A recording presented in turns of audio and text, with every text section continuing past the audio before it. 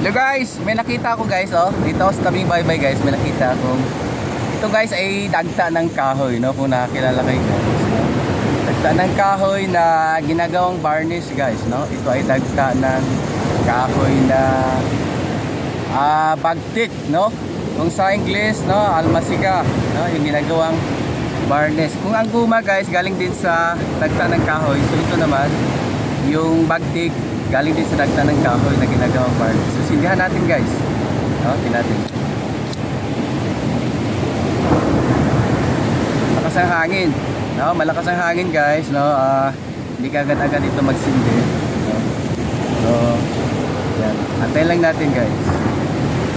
Pero magsindi ito, yan, tingnan nyo guys, no?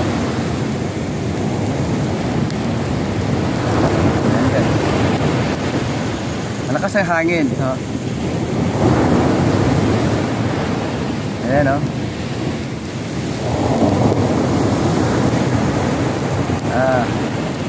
Ayan guys, no?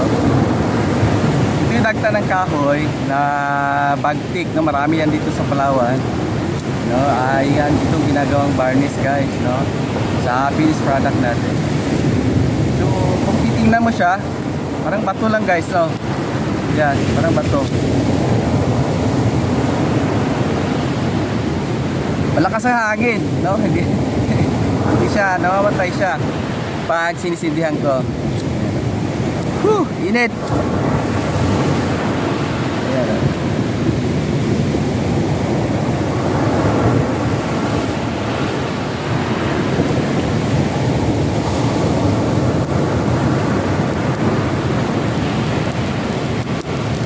ayan guys. So yun lang guys, no? Yan. Lakas, oh. Ano mo guys? Ayan, oh. Hindi naman siya parang bato, yan, oh. Pero dagta ito ng kahoy guys na bagtik, no? O almasiga. Yan.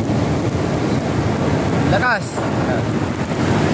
Yan. Ito yung ginagamit, no? Pang varnish sa mga furniture, no? Yan. Pag finished product na siya. Pero ito siya. And guys, thank you for watching.